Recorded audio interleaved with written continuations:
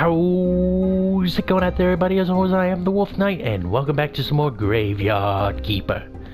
We're currently going down here to Snake to give him the Necronomicon, because we want to do that before he decides to go away, and then we have to wait another full cycle. So he should still be down here.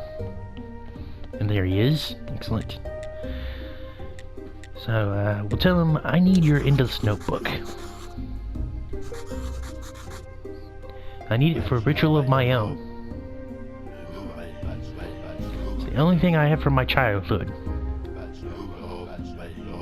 When they pulled me from the burning house, I was gripping it in my hands. This book's pages never end, and I write down everything in the notebook. Yes, that's why it's basically called an endless notebook, because you can just keep writing in it. Alright, here you go. Here's the Necronomicon. Plus, I'm immortal, yeah. Fear into the hearts, a fountain of blood, convergence of sin.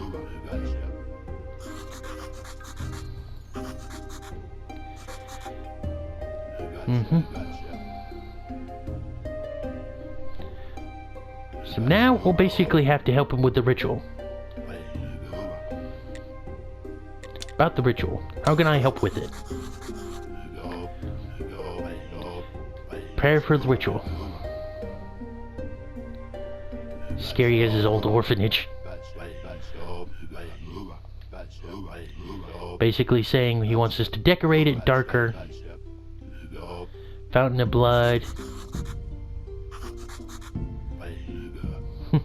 So we need at least the place to have at least 20.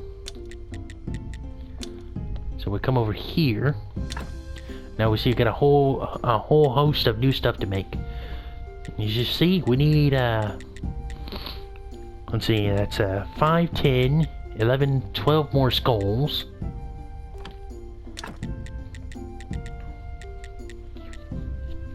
So with these two right here, that was another 5. So 5, 10. Let's see, that's 22 skulls basically. 22 skulls you're gonna need total in order to fully, decorate Snake's place up. Fortunately, as you remember right, we have quite a good bit of skulls. I think we should have enough. Which one were they in? I believe they were in I put them in my mortuary rack. So let's come over here. I believe this one. We have 19 skulls. I believe we have enough. We also need some Silver Star pumpkins. So we'll come over here to our garden. Because we do have a couple of Silver Star pumpkins. So we only need about... yeah, that'll be fine. I mean, we only really need like 2, but take the time to actually separate them out. And I also dismantled my trunks over here, and I made a new storage area over here. And I upped it to 5. Now we have basically stuff that's mined, stuff that's processed, or basically metal stuff that came out of the forge. I don't know why I can't talk all of a sudden. And then basically 2 chests set for wood, and then a chest set for miscellaneous. These should actually be over here, going in that chest. So we needed, I believe it was wood beams, but we'll also take planks. We also needed some polishing paste. So let me actually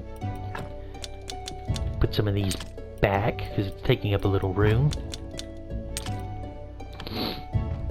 So we needed polishing paste, and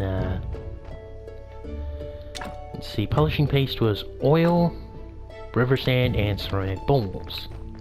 So we could easily go remedy that by getting some ceramic bowls up here, then going into our morgue and grabbing some fat and quickly pressing it into some oil. Now we will need a little bit of the polishing stuff because we need it to make some lenses, to make some other advanced stuff. So we'll get a few bits of sand. And then, like I said, over to our morgue and grab some of that fat and squeeze it into oil at our press.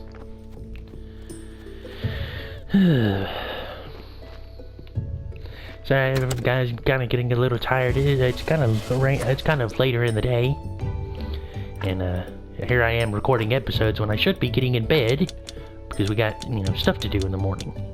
Let's take about 9 of those. I want to make another. We want to make a little. We want to actually make a good bit of oil, so we can get a good amount of polishing paste. Now to our press. 40 oil, just what we wanted.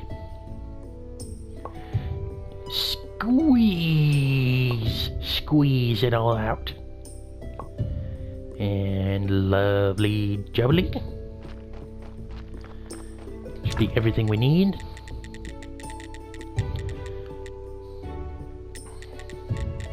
Now we could... Yeah, I think we'll make another couple of bowls. That way we could have like a total of 40 polishing paste. So we need to come down here to our little area over here where there's clay. And grab some of it right quick. Also, for completing, some things I forgot to mention, for completing the Donkey Revolution, we got this, the Ice Axe. Now, when you get to the Tier 2 versions, as you see, their tool efficiency is 150%. Well, when you get to the Ice Axe, it's a 200% efficiency, and it doesn't break. So that's very good. Now, when the first time I beat the DLC and got this pickaxe, it was on like one of my game datas where I'd like just, completely destroyed it. I'd done everything there was to do. So at that point, so by the time I got to that point, there was really no need for a pickaxe anymore. So now I gotta repair my shovel, and I need like one more piece of clay. Let's hop back down here and grab that. Well, I'll grab a few extra pieces to make more bowls, just in case we need more in the future. And we get it very quickly since we have the best shovel. We'll get about 13 pieces of clay. And now we can go make our bowls to make our polishing paste. And we need, not only do we need polishing paste for the blood fountains, we also need it to make lenses. And that uses glass and faith. So let's just do like the movie Ghost and get working on pottery. I think a lot of people, when a lot of people think pottery, they always think of that scene from the movie Ghost, where the girl is basically sitting at the pottery wheel making the thing, and then the ghost whatnot. Now I've only seen like snippets of that scene. I've never watched that movie because I don't really watch girly movies. I'm not that kind of person. Now don't get me wrong. I am a sucker for romance though. But wait, didn't you just say you don't watch girly movies? Yes, that's true. I don't watch girly movies, but like I said, I'm a sucker for romance. But when I'm watching when I'm watching like a new like anime or whatnot, and you just basically just see like this relationship develop between the main character and a certain girl and it's just so good. I really like it. just adds a whole new layer to the story. And it goes from, you know, him just powering up to eventually wanting to fight to protect her, which leads to a pretty good confrontation at the end, where he just got, like, the character just goes beast mode to save her.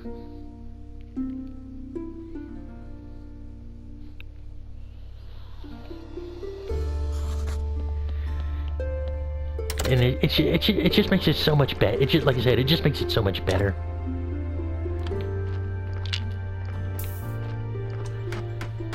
So let's bang this out real quick. We need like 10. And we don't have enough room for it in our inventory because we're full.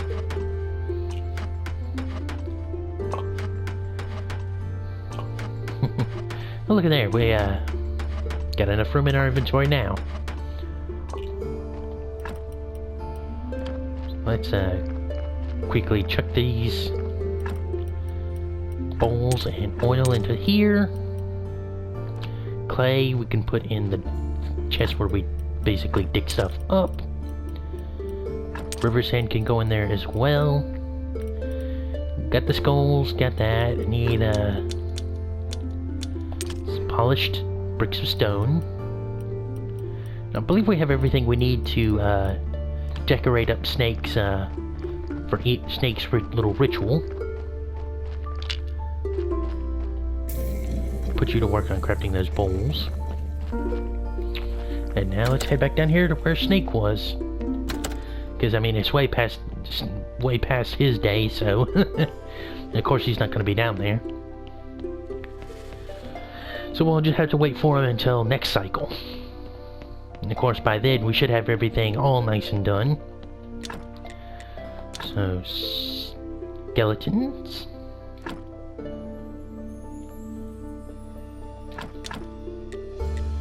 Crucified. No. Skeletons on the walls.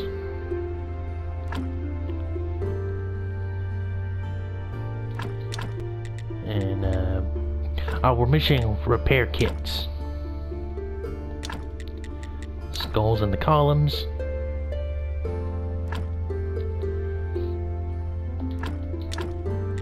And yeah, we're missing 2 repair kits. Also, oh, we also need to grab the blood. We need to go down here to our morgue and grab the 20 blood we need to fill the blood fountains. So we'll do that real quick. And oh yeah, one little cutscene also had happened while I was taking care of my graveyard. Is one time later in the game, when you go to visit your graveyard at one point, you'll get a little cutscene where lightning will randomly strike one of your graves. Then you'll get a little you're complaining about all the new guys you've buried, and you'll say, "I'm doing my best to get rid of the sins." What that entails too is the more sins you have in your graveyard, the more the increased chance you're gonna have lightning striking your graves. That's why there's repair kits.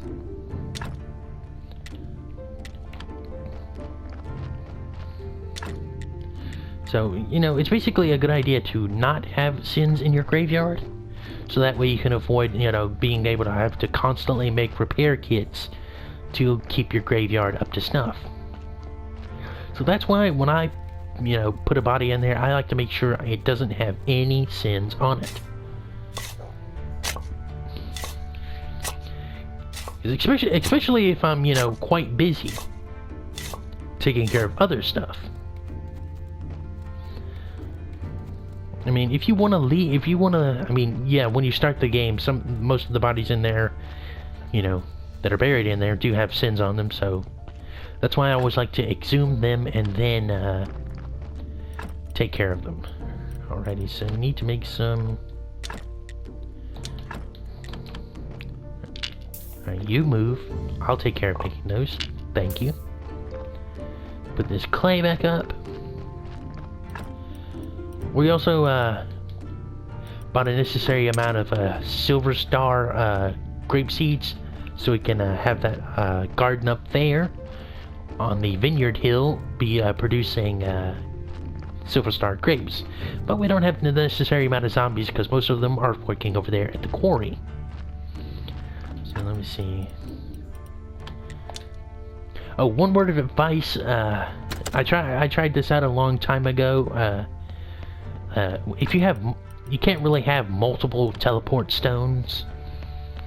I was like, hey, I know I could just, you know, when I first got this game, I was like, hey, maybe I could buy, I know I could buy 2 teleport stones. Some blood fountains. I did make stone repair kits, didn't I? Huh?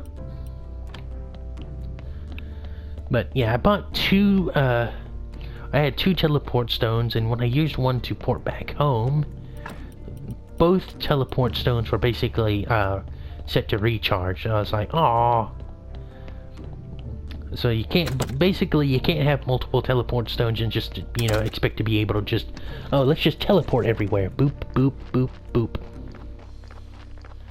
What the heck? I know I made,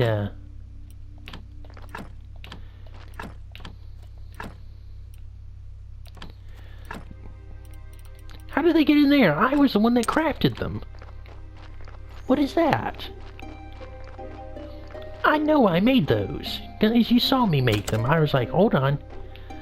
I pulled my zombie off and I was like, hold on. I'll make those so they go in my inventory instead of in my chest. How did they get in the chest? Did I accidentally store them in there? That would have to be the explanation, because I don't remember doing that. Now, blood fountains. And there we go. And craft, fill with pool, fill the pool. There we go, got everything we needed. Now when Snake comes back around, we are ready for the ritual. Now let's do this.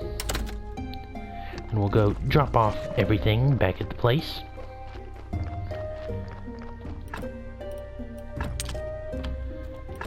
So let's see. Wood related stuff. And put you back in there. You can go back in there.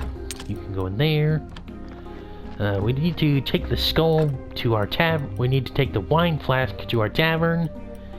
And we still got these 24 burial certificates to go sell. So I'm gonna put these pumpkins back where they belong, and then we'll port over the dead horse and sell them. Once our stone finishes recharging, that is.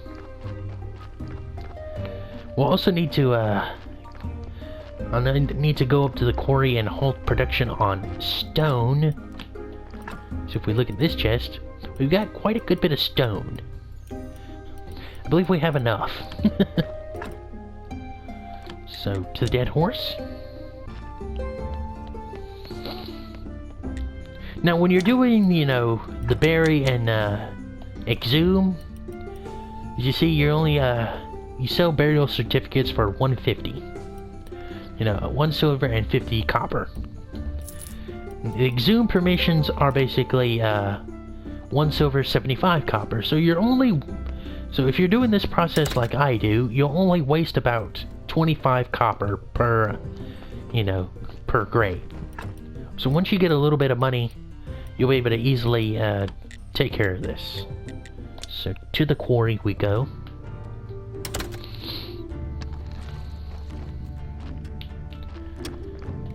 And let's halt him doing that. And we're actually going to take you off of there. We'll do this ourselves real quick. We're going to take you. And we're just going to go throw you on our... Oops. Nope. I'm going to throw you there. That way we have 2 working in our mines. What I'm going to do is, just so you can pile up some marble, put you on there. Oh, that actually scared me. He'll be ready to constantly produce us some iron. But yeah, that sound means we're out of time, and it scared me. Because I was so into my explanation that it literally generally did surprise me. It's like, oh Jesus. But anyway, guys, thank y'all for joining me. I'll probably make this my last episode for today. Catch me some Z's, and I will see y'all sometime tomorrow. Goodbye.